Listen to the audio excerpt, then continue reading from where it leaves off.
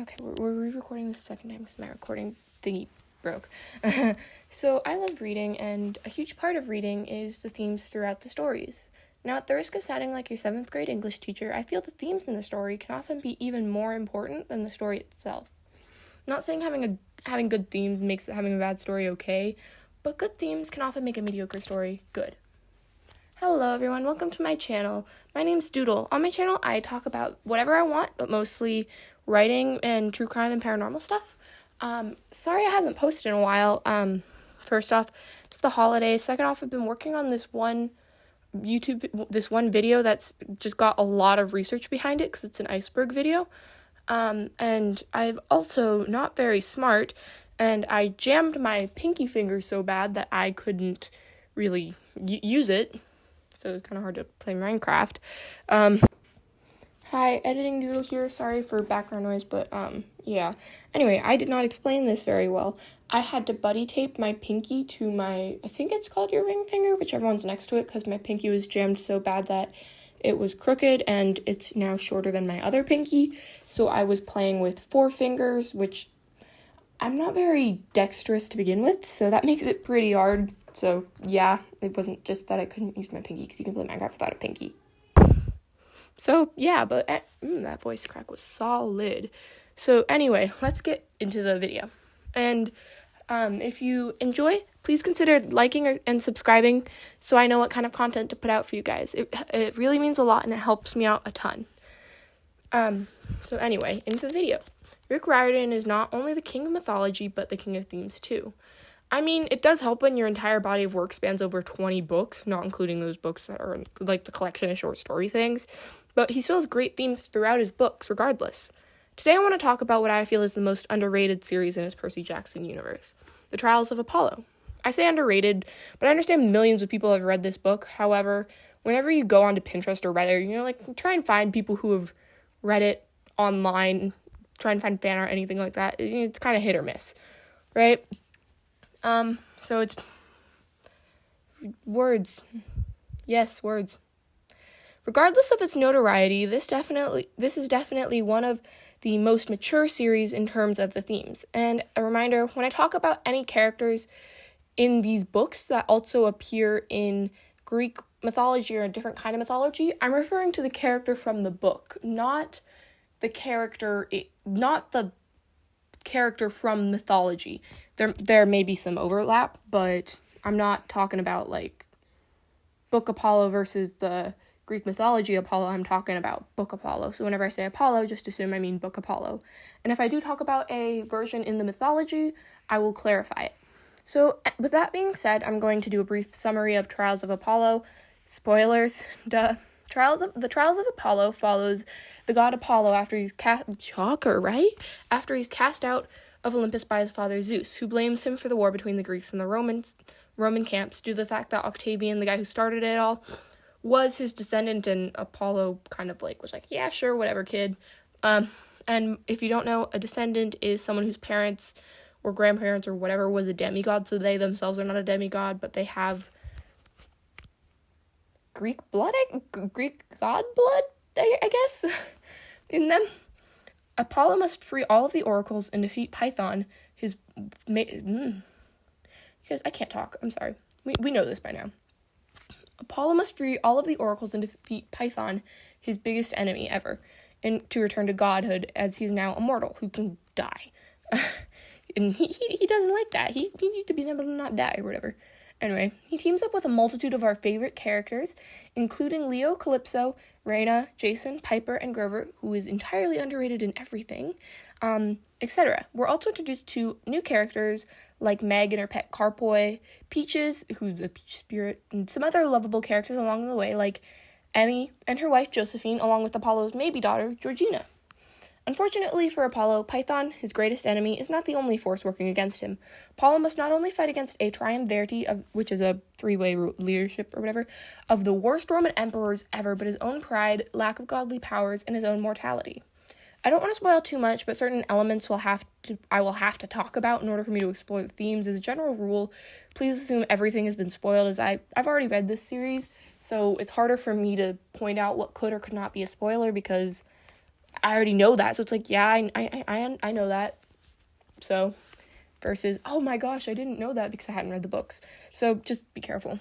And also, this video talks about themes of child neglect and abuse and abusive relationships in general. So if you can't be around that stuff right now, please take care of yourself first. I'm sure there are other videos on my channel, on YouTube, or maybe even a show or something. Why did I write shoe? Gosh, I want to be an author and I wrote shoe instead of show.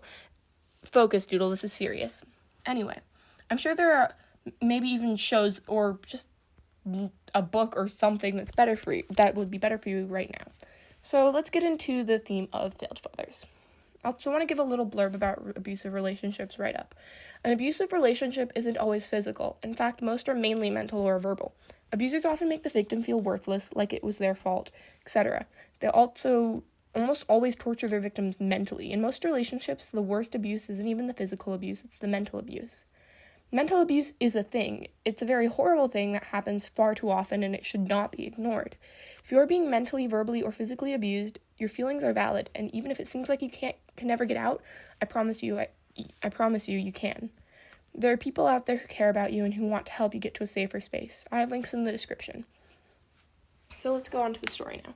Meg's stepfather, I say stepfather in air quotes because you can't see me, Nero killed her biological father and took care of her when she was 6. However, he used her services when she was 5, and it's assumed Nero held her and her father captive under the guise of, oh, you're just, like that trope where it's like, you're my honored guest as long as you do everything I say and don't resist me at all kind of thing. For all intents and purposes, he's her father. Like, Meg sees him as her father as she's 5 is, it's really hard to remember anything from being 5 or 6 besides brief flashes. All she really knows for a father figure is him, besides some brief flashes. So he is, for all intents and purposes, to her and her psyche, her father, but it doesn't do most of the things a father would do.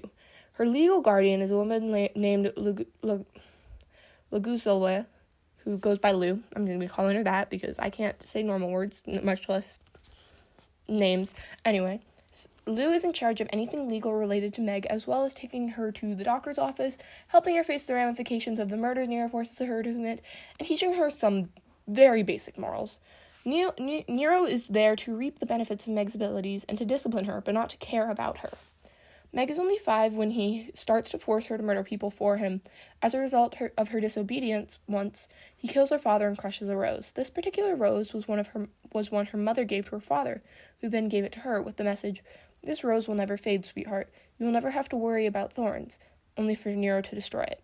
I'm going to go back to the flower later. And yet, just like most abused children, and people in general, Meg runs right back to him. A lot of people don't understand why abused people have such a hard time leaving abusive situations, even when they have an out, in the form of, oh, you can come stay at my place or whatever. But this is because of what abuse does to you. Okay, sorry, I had to sniffle. Okay, we're back to recording mode.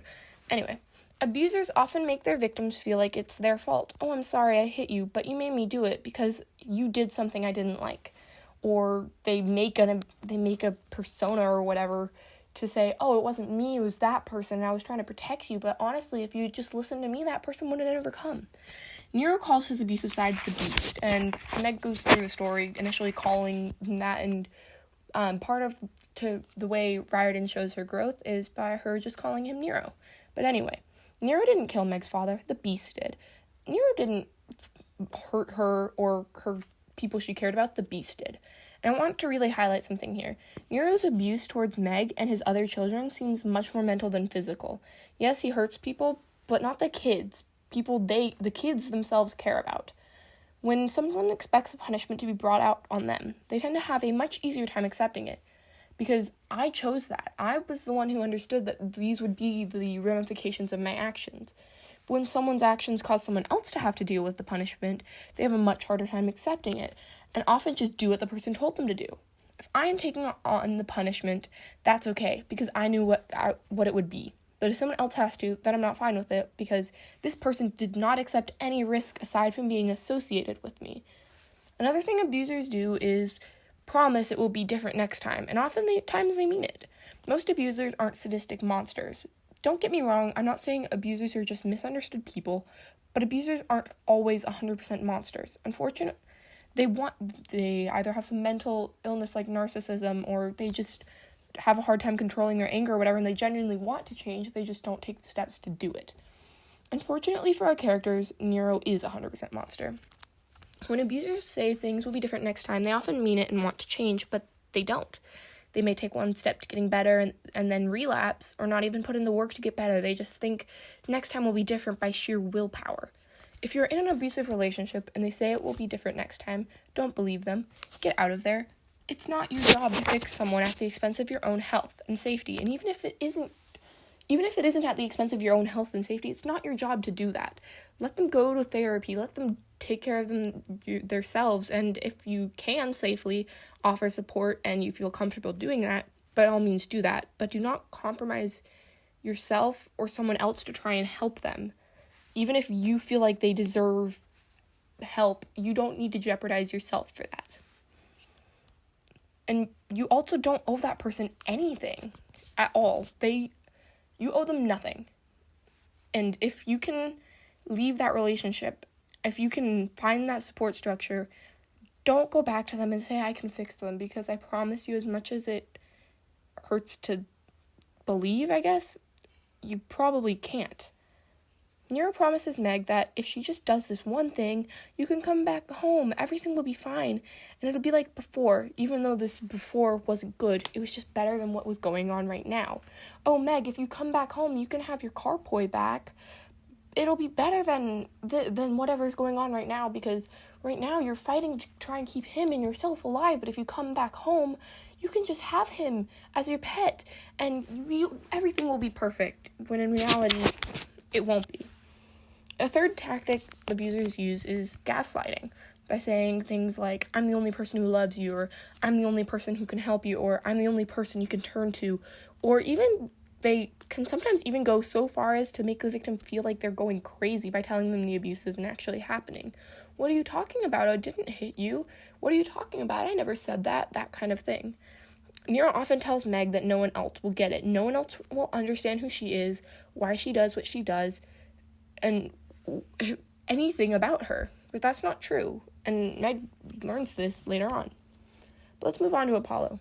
We don't get to see Apollo as a child, but we see the ramifications of Zeus's bad parenting, and we do get to see some of the abuse that happens to him in the form of remembering things and dreams and flashbacks. And it kind of mirrors how Nero treats Meg. Apollo talks about how Zeus created a fake persona of his lightning bolts, just like Nero created the beast. He says, don't get on the wrong side of my lightning bolts, or, oh, my lightning bolt did it, which mirrors the beast exactly. Instead of seeing more of that, though, we see the person that it makes. Apollo even has his inner monologues to himself, thinking about how the relationship between Nero and Meg reflects his relationship with his father. He'll say things like, it reminded me of this when my father would do this. But how does Apollo's father affect him? Well, because Zeus was a huge, shall we say, playboy, Apollo also mirrored this, because we mirror what we see. A thread that runs through Apollo's story is his relationships with Daphne and Hyacinthus, my bad. Hyacinthus the flower. I say relationship with Daphne, it was really complicated.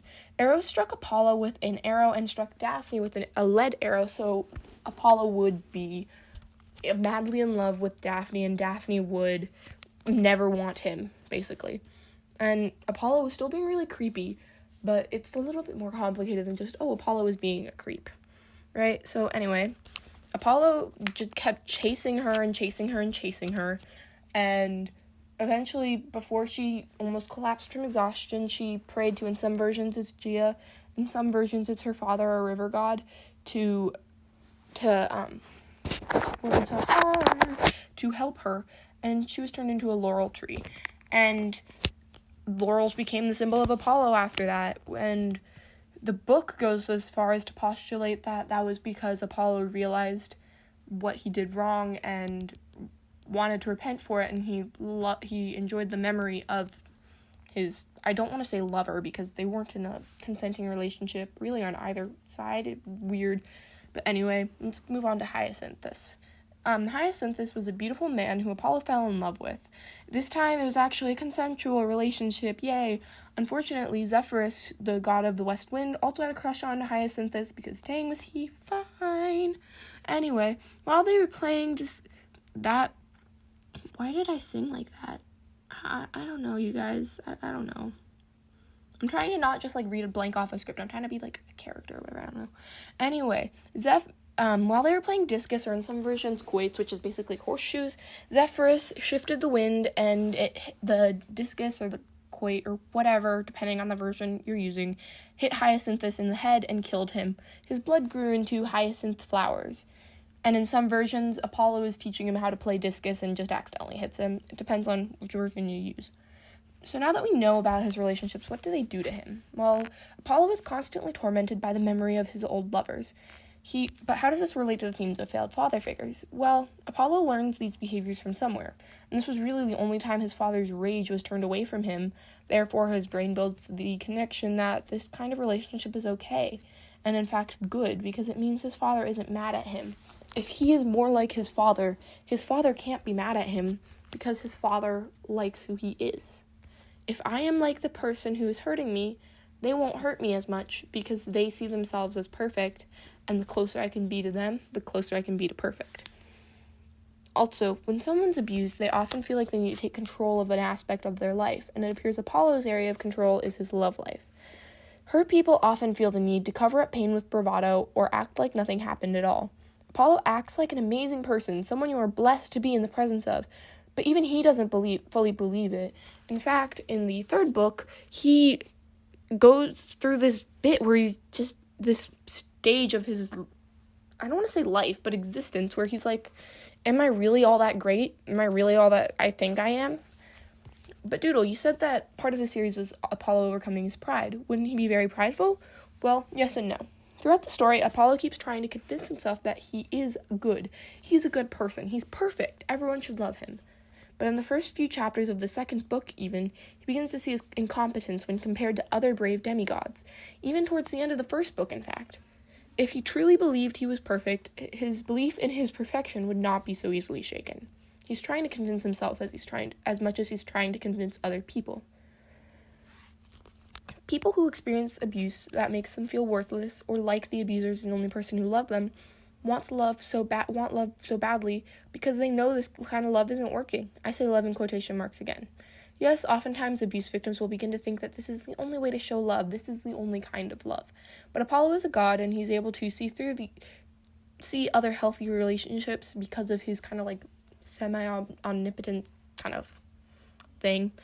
Unfortunately, many victims who do recognize that the treatment towards them isn't love are still scared to leave, thinking this is what they deserve, or that this love is the best they will ever find. Even if it isn't good, they aren't worthy of true love, so this is the next best thing. When you want love, you need to think you are worthy of it. To do this, Apollo creates this idea about himself that he's perfect and can do nothing wrong, that everyone loves him. People want love, and they need it. Abuse victims that are able to see through the charade that their abuser is a good person often have a hard time reaching out because they're scared something they will anger their abuser, or that maybe they aren't worthy of love. Maybe they aren't actually a good person. Maybe they deserve to be alone. Maybe they deserve to be hurt, which is false. If you're an abuse victim, it isn't your fault and you deserve love. And it appears Apollo's coping mechanism for this is to convince himself he's super likable and that he is deserving of love, but does it to an extreme amount and ends up pushing people away. And his father, the only role model for how he should act, is a cockish, arrogant jerk. So that's all he really knows how to be. I'm not saying that it's Apollo's fault for hurting anyone. It is not Apollo's fault for hurting anyone he hurt. There are consequences for your actions. But there's a difference between a scared, traumatized, and I'm going to say teenager, because the way Riordan writes Apollo is like he is a teenager, because if you think about the timeline of the gods, right, Zeus is like an adult god or whatever, and then Apollo is at the stage of god development, I guess, where he's a teenager. So he's basically a teenager. There's a difference between a scared, traumatized teenager and an adult hurting people for power. He's still responsible for his actions, but there's a difference between maliciously trying to hurt someone and doing it unintentionally. Apollo learns how to not be like that, however, how to not be selfish and arrogant. The reason he was allowed to become a god again was because he was willing to sacrifice himself for the good of others. And in the third book, he literally tries to sacrifice himself to save two of his friends, Although he says he doesn't think he'd be able to do it if Medea wasn't there to heal him, you can start to see that seed of, maybe I am not worth hundreds of lives. Maybe the best thing I can do is save other people, and maybe I'll have to sacrifice myself to do that, because it's going to be dangerous if I'm going to do this, but I don't care about that because I want to protect the people I love, and this is the way to do it. What makes this even more rewarding is that he recognizes his father's abuse and doesn't forgive it, but he learns how to rise above his father. He doesn't let the damage his father did to him control him anymore, but he learns to be his own person, apart from what he thought he should be to earn his father's love. He becomes his own humble, self-sacrificing person. But this video isn't about Apollo becoming a not horrible person. It's about failed father figures, which our favorite, somehow likable yet still annoying Lester is. In pretty much every book, he has to reconcile with his failures as a father. And let me be clear, Apollo is not an abusive father in these books, but he never bothered to be there for his children. Like how Nero is there to reap the benefits of the things he makes Meg do, but not actually do the work of raising a child. Apollo is there for the pleasure of an intimate relationship, but not there to help with his children, which are the result of that relationship. In the first book, it's his demigod children who he needs to recognize. He starts the book having a hard time remembering even their names, however he quickly grows to love and care about them, realizing how absent he's been in their lives and how important they really are to him. We see how this affects him later in the later books as he works to acknowledge his children whenever he can. When he learns Georgina might be his child, he does his best to recognize his failures as a parent and does his best to make up for them, even if it isn't needed. Georgina has two wonderful mothers who love and care about her, and even though Apollo is her biological father, he did not behave in a way a father should. And Apollo recognizes this. He recognizes the fact that Georgina and her mothers do not need him or want him in Georgina's life, at least not as a father figure, because for all intents and purposes, she's not his child, because he didn't help raise her. He didn't even know she existed. But Joe and Emmy loved her and cared about her, and Apollo didn't even know she existed. And he recognizes that. He recognizes that that was his fault.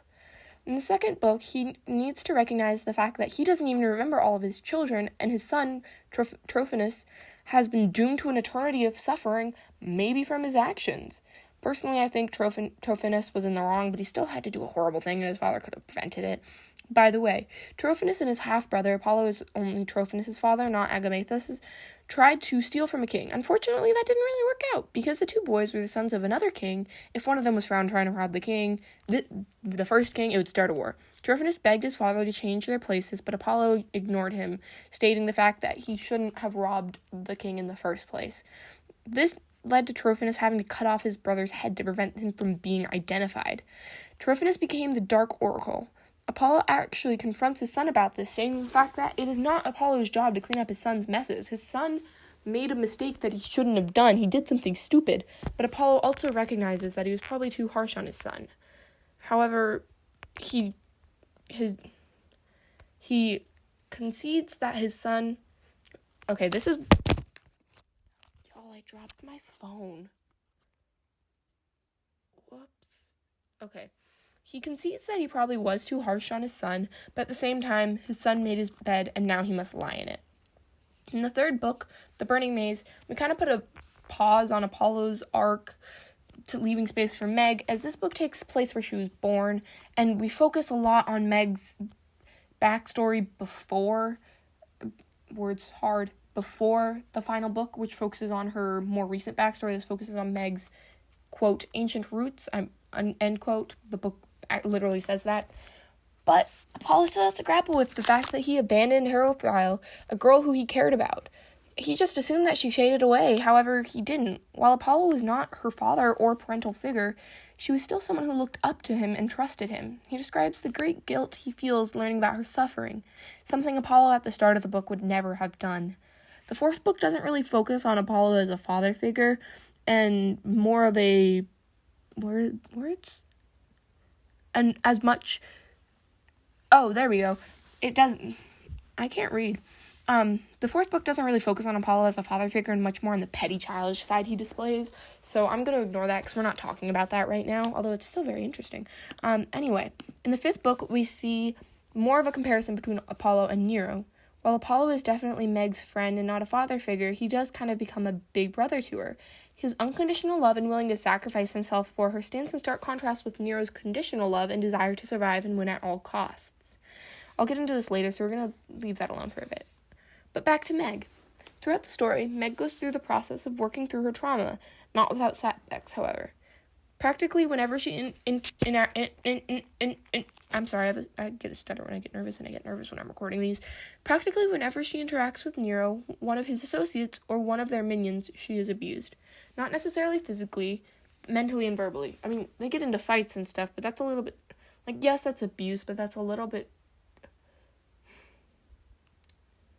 They get into fights because she's trying to stop their plans. They're not necessarily going and, knocking her around and saying, go do this, Meg, or whatever. They're like, oh, you're...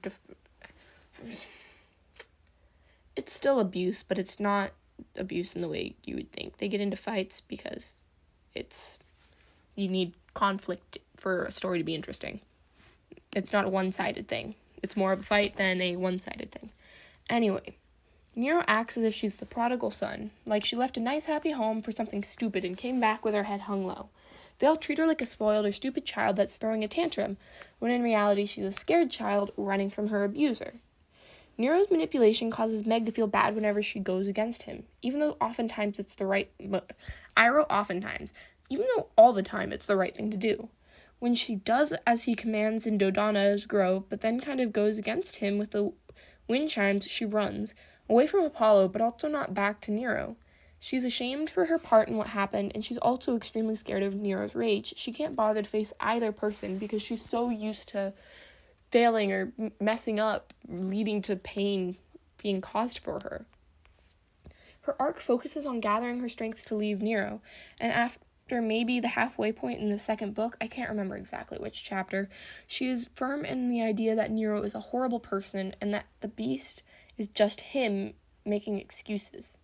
Well, I say firm. She does have moments of doubt, but that's natural in a character arc, and whenever you are trying to get away from an abuser, you often have these thoughts running through your head. And most of this is probably from the time she was able to spend away from Nero and with people who are actually kind and cared about her, despite her weakness and without her strengths. They don't care about what she can or cannot do, they just care about her. They care about Meg, not Meg's swords, not Meg's magic plants, they care about Meg. But when she has to go back to where Nero was, back to New York, when she sees that going back to him is the only way to keep her friend safe, she does it.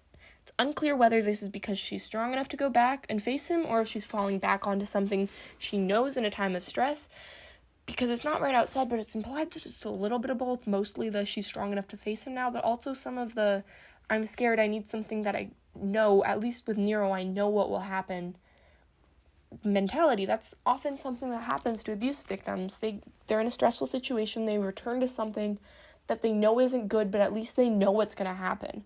At least I don't have to live with not knowing what's going to happen. Even if I don't like what will happen, I know that it's going to happen, and I can't change it, and I can at least accept that and know something will happen instead of facing the unknown. Sorry. Here's the thing about Meg.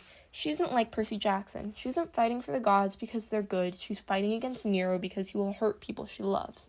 Calypso posed an amazing question. Do you fight on the side of the gods because they are right or because they are family? Meg does neither. If Nero hadn't hurt those she loved, she never would have gone against him. But he did. She isn't fighting for the gods. She's fighting for love. She's fighting for the people she cares about to keep them safe. She could care less what the gods think. She mirrors the actions most abuse victims have by trying to placate Nero's rage. She tells herself that if she just keeps him happy, nothing bad will happen. Just people she cares about.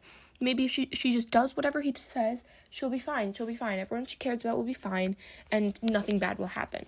Abuse victims often have the mindset of, if I just keep them happy enough, they won't lash out, and everything will be perfect. We can be happy together again. But that isn't true. A relationship is built on trust and mutual work. If one person is sacrificing everything they want for another person, that isn't a relationship, romantic or platonic. And an abuser isn't suddenly going to change because they get what they want. The metaphor of the frog in the boiling pot is very apt for this. You put a frog into a boiling pot of water, it jumps out. But if you put it in room temperature water and slowly increase the heat, it will stay in the water and let itself get boiled to death. An abuser will get used to having you perform certain actions and do certain things, and will become angry when they don't get those things from you. Trying to placate them isn't going to help in the long term. But it's really easy to say that from an outside view. When you're in the moment, you do anything to get them to leave you alone, to get them off of your case, even if it's just for a few minutes. And so Meg does what Nero tells her to do because she thinks that if she does this, he'll leave the people she cares about alone. If she does what he wants, he will let her be. But that isn't how Nero operates. He keeps pushing, increasing the heat slowly, asking Meg to do more and more horrible things until he turns up the heat too fast and she gets out of there. I want to add something about Meg, by the way. At the time of the first book, she's 12, and when Nero took her from her home, she was 5. We know her father was killed when she was 6 because she refused to carry out a task for him, so it's assumed he had already started pushing her boundaries at such a young age. She was with Nero for 7-ish years, give or take a few months, assuming I can do math properly. The point I'm trying to get at is in her formative years, which she's still going through, by the way, she didn't have a healthy framework for morals. Yes, she had Lou there to kind of guide her, but in the end of the day, Lou still worked for Nero. It's implied that her love for Meg overrides her loyalty to the man who saved her, but she still worked for him. To protect Meg, she did what was best to keep Meg from realizing the full extent of things Nero made her do. But she did also she was able to teach Meg some basic morals. The thing is, people don't know something's wrong until they're told that it's wrong or shown why it's wrong. So we're shown often that Meg does not have a problem with killing, leading us to believe she was never told that killing was wrong, and she never saw the ramifications of it, or she was able to justify in her mind, maybe I don't like this, but it's better than people I care about getting hurt. She didn't have a good framework for her morals, and what she did have was bare bones. Her motives are somewhat morally driven, but what drives her most of all is first fear of Nero and then love for her friends, not this is wrong, this is right. Meg's journey is one of healing. Well, not forgiveness for Nero, not repentance for what he made her do, healing. She's healing from the damage Nero did to her. She starts out a scared little girl and becomes a brave girl. I would say woman, but she's still 12/13, so that's weird. In the first book, she appears reluctant to hurt people that are not actively hurting her, but she's too scared of Nero to stand against his plans, even though they will hurt people who aren't actively hurting her. She doesn't want to go and just kill someone because Nero says so, but she's too scared of Nero, and honestly, I don't think anyone wouldn't be. She's too scared of the punishments that could happen to stand against him, and that's not her fault. She's a child. She's a girl. She's a little girl. She's not even a teenager yet. But it's not until she meets Apollo that the fear starts to chip away, even if it's little by little. I think it's fair to say Apollo kind of fills the role of a big brother for her. He's willing to die to protect her, and she hasn't really experienced that kind of love. No one's dumb enough to actively attack one of Nero's, air quotes, children, so the only other time she's possibly in danger is when she's fighting. However, we know she's perfectly capable of saving herself from most situations. I mean, seriously, she's like Percy Jackson, basically, with swords, right? But Percy had to take a couple years to get there. Meg was already there, man. Anyway, having someone she cares about, who she thinks actually cares about her, not just what she can do, makes her think that maybe love is stronger than fear. And then when he goes to find her, when he risks his life yet again to save her, even though she betrayed him, she realizes that he really does care about her, that he won't abandon her. Nero would cast her out if she didn't do what he wanted. Apollo will still be there to help her and care about her. So from that point on, she recognizes that Nero needs to be stopped. Nothing will be good enough for him. He'll always push her past her boundaries, and her loved ones will never be truly safe because he will keep wanting more and more. After that, her story is about healing the wounds he left her with. She knows Nero is bad, but she's still traumatized. I mean, come on, think about it.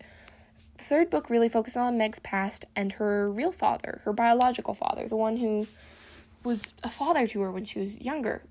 And she's forced to relieve those emotions. The main difference, however, is the fact that she's finally in a place physically where she can express them healthfully. She's in a place where Nero can't quite get to her, and she's in a place that's familiar to her, and she's in a place where she feels like she can be finally maybe free. She might not be there mentally, she might not be able to go through that right now, but she can't control that. Her grief is too much for her to hold back anymore, and finally she has her friends there to support her. In the fourth book, her emotional journey is kind of sidelined because the whole thing with Jason, which I did not like that, I did not like that Jason died, but I didn't even like Jason that much, so we're just going to leave that alone. However, she becomes more and more confident. She allows herself to recognize her strengths despite her weaknesses. When she was with Nero, weakness was to be feared, to be hidden. Don't get me wrong, Meg isn't suddenly an amazing master at introspection, but she's pretty darn good for a traumatized 12/13-year-old girl who maybe up until a month ago wasn't allowed to do it at all. And in the final book, her arc comes to its climax. As most serialized books, characters' arcs do. Words? Good words, Doodle. You have a book series that's a story of one character. Normally their arc comes to its climax at the end of the series, is what I'm trying to say. Meg has already faced Nero in the first book, but that was a bit different. Nero was leaving, and she did what he asked, stopping at the last moment to minimize the damage. And in that situation, her defiance required not inactivity, but she wasn't actively standing against Nero. She was doing something on her own. Nero happened to be there.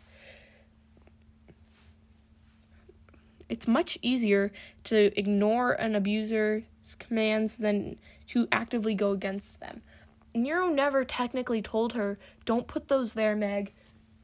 But he didn't. He expressed that he might not be too happy about it.